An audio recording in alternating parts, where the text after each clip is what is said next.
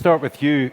Can you tell us a little bit about the process of writing Ecstasy? Where did it come from? You've said that the process for each one of your books is slightly different. Yeah, I mean, it was basically about kind of being fucked up and going out clubbing and just having all this kind of energy and trying to kind of get a wee bit of that kind of acid house kind of sort of club scene vibe into into the writing. And it's like to me, it's like the writing's always got to have it's got to have a beat. Yeah, it's got to have like bang bang bang, a kind of 4/4 to the floor beat. And it's like you do that, and then you put the effects over the top of that, like And I was just like so energized by that scene because I was like, I was like kind of. I mean, I know you wouldn't actually think it now to look at me, but I was actually quite fucked up in the '80s, like and I got into all this kind of sort of mess with heroin. So I was very gun shy about drugs, like and it's like when I got into the acid house thing. I mean, you had to actually physically. My friend Susan Smith gave me an ecstasy pill, and she had to actually physically fucking push it down my throat and all that. And I'm going, no, this is too much, man. And it kind of did get me banging in and getting back into that kind of sort of groove again, like And I thought, like, I try to do things with music. I try to do things with, and to me, the writing was was making sense of that scene and realizing that kind of scene. Basically, I kind of wanted to be sort of. I don't know. I kind of wanted to. I suppose it's like a horrible fucking crass thing to say. And Adam, you were at the art shows and all that kind of stuff, and he was in this is a horrible thing for an actor to say. Like he was in the same scene as me. He's about 40 years younger than me. Like, but he was a young pup and all that in the scene. And I was the old sleazebag kind of firing into all the fit young birds and all that. And he was like kind of. I was getting jealous of you. But beyond that, we're moving on. But it was like kind of.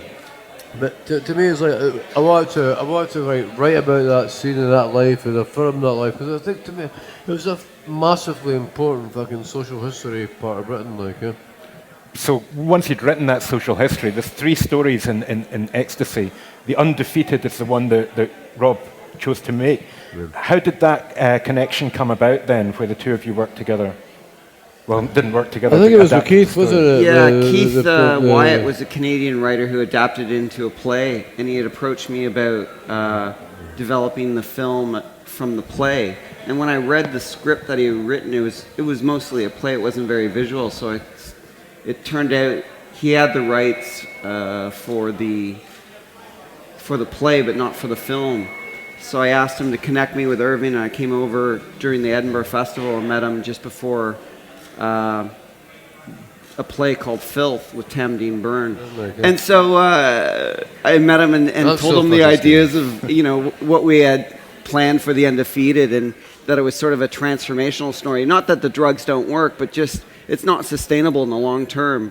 And he liked that idea and said, yeah, sure, sounds great, let's do it. And I mean, personally, I had an affinity to the project because growing up in Toronto, we're very close to New York and Detroit and Chicago. And, at 13 years old, I was in nightclubs dancing to house music all night. So I kind of knew the lay of the land, and then got into directing music videos for like John Digweed and Richie Houghton, who's a DJ Plastic Man, and so on. So, I loved the story. I was a big fan of Trainspotting and the Acid House, and I read a lot of Irvine's books. So once you'd taken that step, how soon did you get involved with Adam? When did he come on board? I think it took a year for Random House to get back to me with a short form 2-page option, and then another year for Random House to get back to me with a long form option. And then once we had the long form option, it was like we had the legal right to move forward and develop it. And that was 2002, so it took a couple years to get a script right that Irvine gave us the thumbs up for. And then we started casting, and we had financed the film and started casting in London.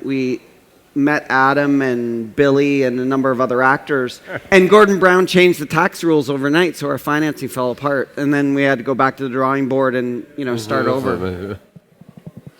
So Adam, when you were approached to get involved, I mean, obviously you'd be aware of Trainspotting and the Acid House. Well, I was at drama school just up the road at the Royal Scottish Academy when Trainspotting came out, and it was a big cultural phenomenon. I think I even had blonde hair at the time, and Sick Boy had blonde hair, so it was all this big comparison thing, and it was very, as I say, a cultural phenomenon. Irvine really wrote it with his finger on the pulse of what was happening at the time. As he said, I was the kid on top of the speaker. I was the guy around at Archaeos dancing in the cage. I was down at the Arches, every night. It was a bit nostalgic going back there last night for the after party. So when that came out, everybody was like, yes, this guy's talking about us. He's talking about our language. And so then obviously Trainspotting took course and done wonders for everybody who was involved in it. And then so as an actor coming out in the world, I mean, you couldn't wish for a better vehicle to come along.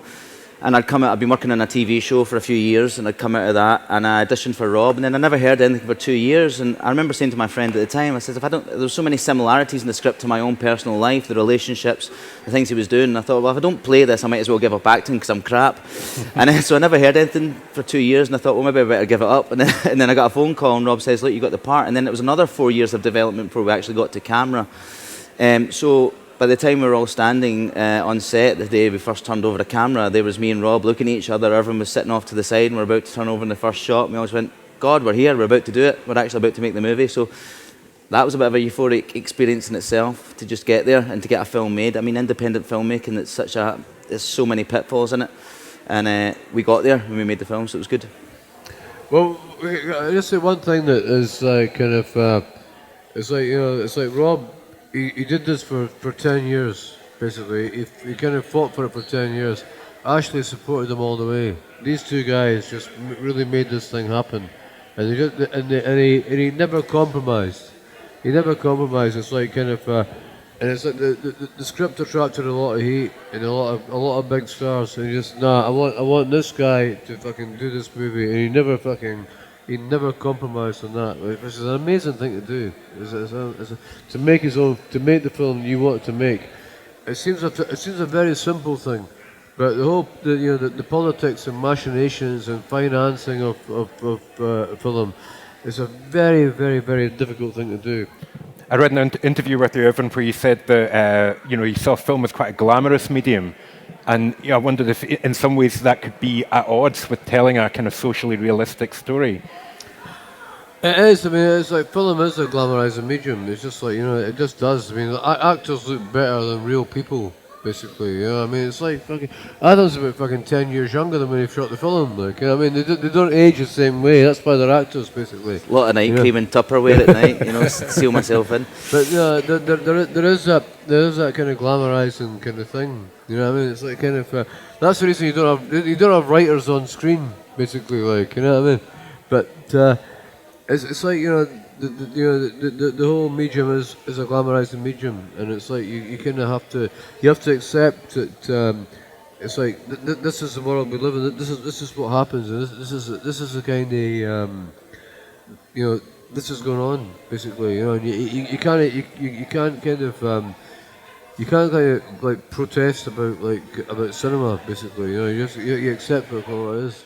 Can I ask you, in terms of when you were making the film, did you worry about whether you were glamorizing drug culture, or did you feel that it was even-handed in the way that you were dealing with it? I think. Can I just butt in on that? I mean, are we glamorizing it, or are we talking about life? Because if you don't think it's going on out there, then you're an idiot.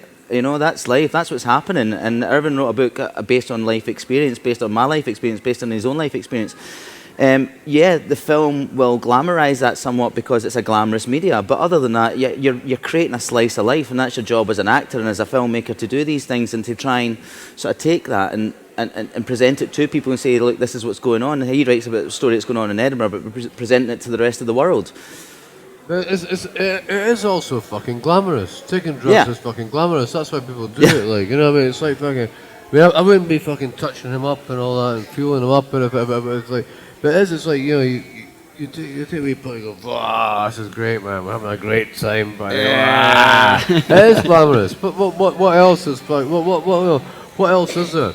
I mean, everybody wants compelling drama in their life. You know what I mean? This is just the way we are as human beings. We want compelling drama in our life, and all that, you know. So it's like kind of it's like what you were saying, Adam. Is like to not kind of engage with that reality. It's just fucking stupid, basically. You'd be lying. Nonsense. You'd be lying. I think in the script there is some differing views that gives some balance to alternative point of view from the main characters who are engaging and participating in drug taking. What was it we were saying today? It's like a chem-rom, isn't it? It's a chem-rom, yeah. It's like a rom-com. This is a chem-rom. It's the first, the copyright this boy. You know, it's a chem-rom. It's like, it is. We've made the first chem-rom. Yeah, the first chem-rom. This massive genre is gonna expand and take over the world. And he's like, he invented the chem-rom. I mean, it seems to be taking over the world. And I suppose what this discussion proves is that this universal themes, he used the word universal, I think that's right, universal themes in the story that are in the film as well, and which people would respond to in any country of the world because they'd recognize that as being a truth. Yeah, and it's about relationships between friends and family, and in a love story, the problems that can come up, and his characters, Lloyd's relationships are slightly different than your average, family, where his father's getting cancer and his girlfriend's left him because of his problems, and there's gangsters after him because he owes money. So it's not your average story. It's maybe a more Irvine Welsh bizarre plot, but we're just trying to show a slice of life that takes place against the backdrop of clubbing in Edinburgh. So, and Anna, how did you feel playing a character that you thought was like yourself? Somebody was asking me, was it a stretch to play the role? And when I got the script and I read it, I thought somebody had been following me around for a couple of years before I'd sort of got into acting. And it wasn't so much it was a stretch to play the role, but what it was about letting my guard down and not acting and actually using a wee bit of myself in there and putting a wee bit of my own heart and soul into the performance. And that can be a dangerous thing in itself, to use that and to go into those places and using your own life experiences.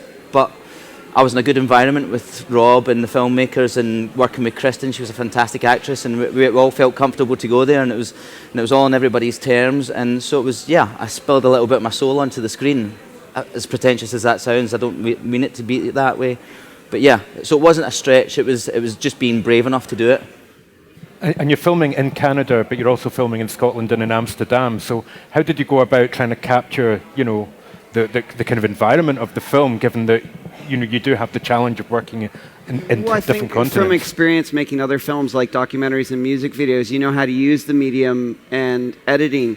So with the clever planning, we knew what we could shoot, mostly interiors in Canada for a couple of weeks, and then come to Edinburgh for 2 weeks and shoot, the big club scenes with John Digweed at the Liquid Rooms in Edinburgh, and shoot all the exteriors, and then go to Amsterdam. We were actually shooting in the airport in Edinburgh, but no one knew because we just had a Canon 5D and we were shooting without any permission, because there's no way you're going to get permission to clear like a story about drug smuggling and on the Royal Mile,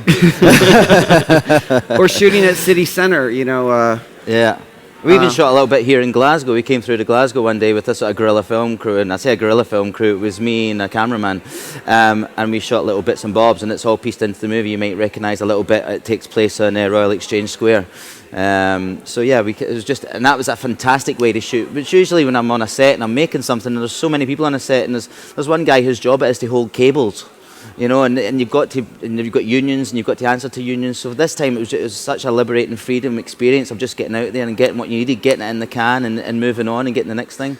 So sorry, go on, Rob. And shooting in Amsterdam, I mean, it's hard to shoot in Amsterdam, and to fake the red light district of Amsterdam would cost a fortune. So when we actually went there and shot in the red light district, and there's some, stuff going on in the background, and you're walking through the scene, then some doorman's running after them going, "Hey, come back here," so. If you got a camera out in the red light district, doesn't go down too well. Sure. Okay. So, yeah. I've never done it myself, but I will take your word for it. So, Irvine, at this point, are you involved? Do you ever turn up in the set? I mean, I know that they're shooting Filth just now, and I think you were there. Yeah, I do mean, you get involved in that way? It depends on the relationship you have. I mean, it's like kind of Rob had his own thing, his own vision. It's like with Filth is a bit different because I'm one of the producers on Filth, so I'm much more kind of hands-on. A shock for you when you finally see the film, though? I mean, do you look at it and go, "Oh, I never saw it like that," or does it surprise you? What really got me is like kind of it's like, you know, and this is going to seem like a fucking old bastard talking, but it's like it did take me back to that kind of, you know, it evoked the kind of the grotty flats and all that. You know, I could actually, you know, and the kind of I could actually, you know, it's like I actually felt grungy watching it. I felt all this kind of like dirt coming under my fingernails and fucking bits of cocaine detritus coming up my nostrils and fucking, you know, and my head fucking going. It really evokes it to such an extent, and that's the power of it. It's just like you do get taken right back into that kind of moment. The crappy flats, the shitey fields, the rubbish fucking warehouses and fucking church halls and fucking stuff like that. So, you know, it does. It really puts you right back into that point in time. Like, Certainly, I agree with there's a certain nostalgia that some people will feel watching the film. But it also, you know, I think has still got a relevant message. You know, I don't think it's a period piece. I don't think it's a kind of look back at the past. Would you guys agree with that? Yeah, I don't think we really made a period piece. I think we kind of kept it universal and open. There was a couple references to certain periods of time that we actually cut out because we talked about it, and we didn't want to say it takes place in this year or this time. But we're using, you know, new music by Tiesto and older music by Primal Scream and Coldplay. So just to sort of mix it up a bit, you know. What year does Emily take place? Yeah. It's a film. I mean, that must be a shock in that, you know, you one of the things I read about is you make up playlists for your characters, you know, and imagine the kind of music that they listen to. But that's a challenge when you're making a film that's set not now, but in the past, but you've also got to market it to an audience these days. I mean, do you worry about that kind of thing, or do you just kind of think the strength of the story will get you through? I never actually worry, basically. You know, so I mean, I can't say that I worry about that thing. Like, you know, I just think it's like you kind of go with it, and it's like, you know, it's kind of you kind of in Rob we trust type of thing, like, you know. So, you know, let people. Let people get on with their jobs, basically. Like, you know, let Adam get on acting, let Rob get on directing, and let me just stand in the background and cash your checks. Like, you know, sounds fabby.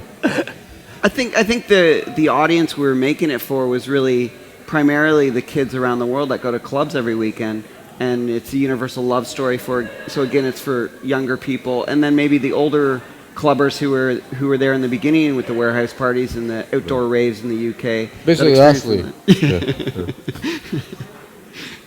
And then a love story for the older crowd. It just covers a lot of bases. And also the fact that Kristen Crook plays her character as a Canadian, it even makes it then more universal again and opens it out to the rest of the world.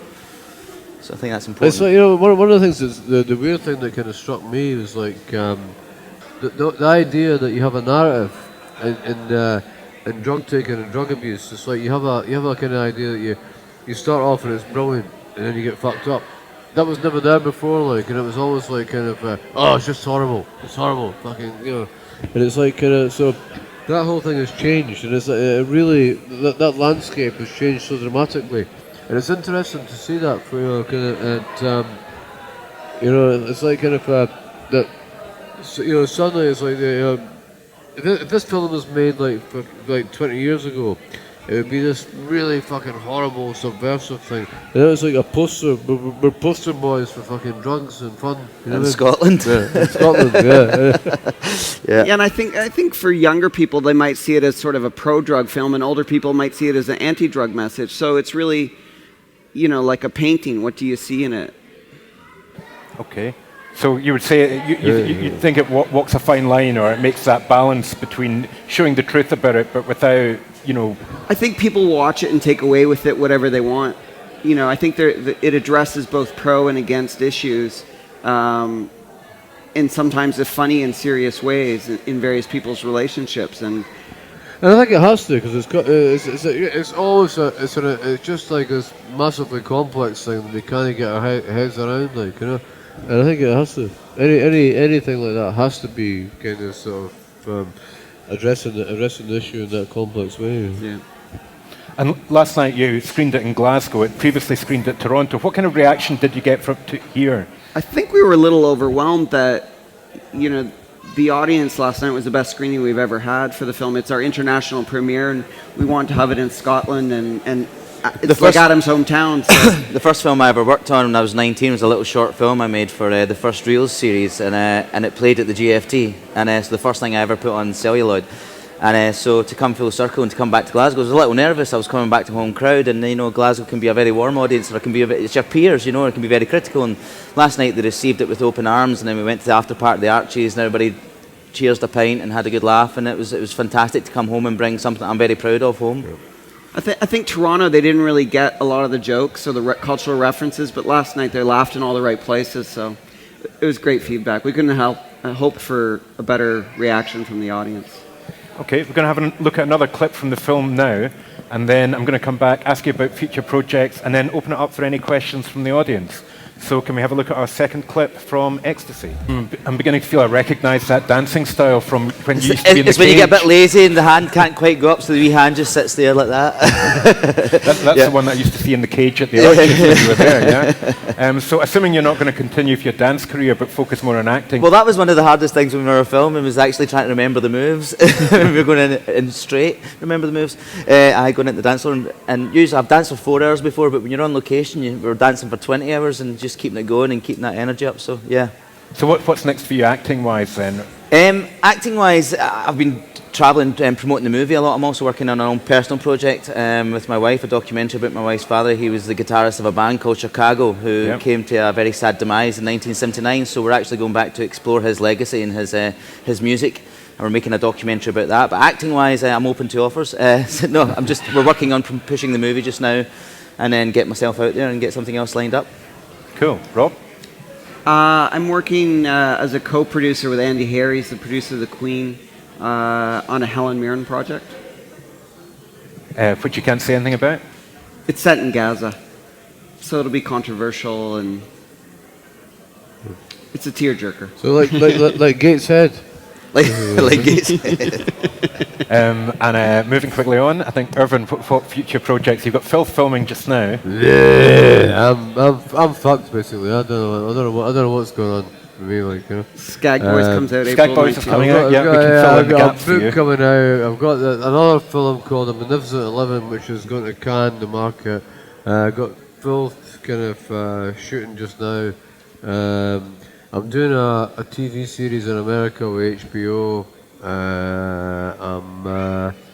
What else am I doing? I'm doing a big fucking glam rock musical fucking extravaganza shit, yeah. So loads of shit basically, but it's like these things, they come and go. You gotta roll with it, Okay, well that's how we roll. Any questions? Anything people would like to ask our panel about the film or about their other work?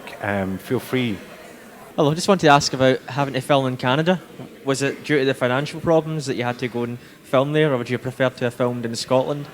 I have to be pretty careful about how I answer that, but we had approached Scottish Screen the first time in 2003, and I met Claire Chapman, who was head of development at the time, and said, "So what are you looking for?" And she said, "A romantic comedy set in Scotland." I said, "Great, we've got one, and it's written by Irvine Welsh, called Ecstasy." And she's like, "Well, how'd you get that?" It's like, "Well, it's just a film we're working on as a co-production." So we had applied to Scottish Screen and Creative Scotland about 6 times, but I think their mandate at the time was they didn't want to make a film about drugs or ecstasy. So we explored every other region in the UK and tried to shoot some of it in the UK somewhere and get some funding out of it to help pay for it. So, for example, last year or the year before, Screen East, their mandate was to give a maximum of $500,000 to a film, but somehow someone's friend got £2 million, and then the accountant who was working for Screen East took all the money and got arrested and thrown in jail. So it's difficult when you're trying to make a movie and there's all these politics on how decisions get made, and a board of people are saying, well, do we want to make this film, or this film? And so in the end of the day, you know, we had our financing together in September 2009, and our lead actress, Lisa Ray, had cancer. So we had to, everything fell apart, and we put it together again, and we just couldn't raise enough money in the UK to make it an official UK film. So we got the financing from Canada, shot some interiors there, and then came to Amsterdam and Scotland to shoot the rest of the film. Just to finish off, I kind of wondered what kind of things for all of you then are your dream projects? What would you rather be, you know, not rather be, but what would be the best thing you could be working on?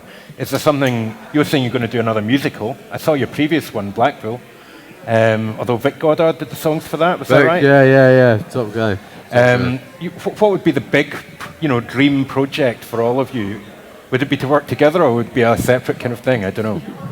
I'd love to work with Irvine again. He was great.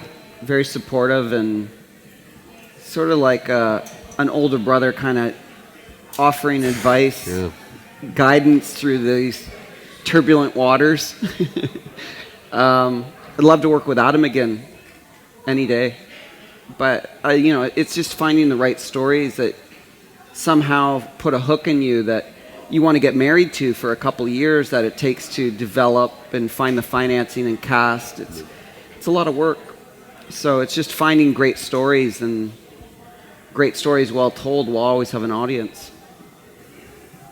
For myself, I think it's to just keep doing what I do. I've never worked a day in my life because this is what I do, what I love, you know, and it's to keep going. And I think I was very ambitious and had an ego when I was younger, but I've got kids now and a family, and it's about keeping them and supporting them and pushing them forward in life. And if I can keep doing what I do and do this for a living, then I'm the happiest man alive. And so just keep plodding along.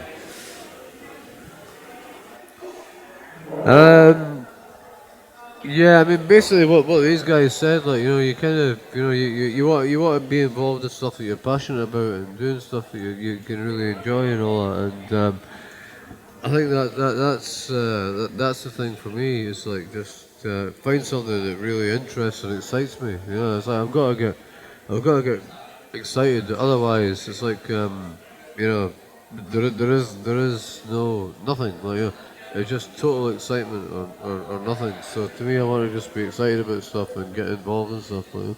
Can I thank our guests for coming along, Adam, Rob and Irvine, and wish them all the best with Ecstasy. Can we have a big round of applause for them, please? Thank you.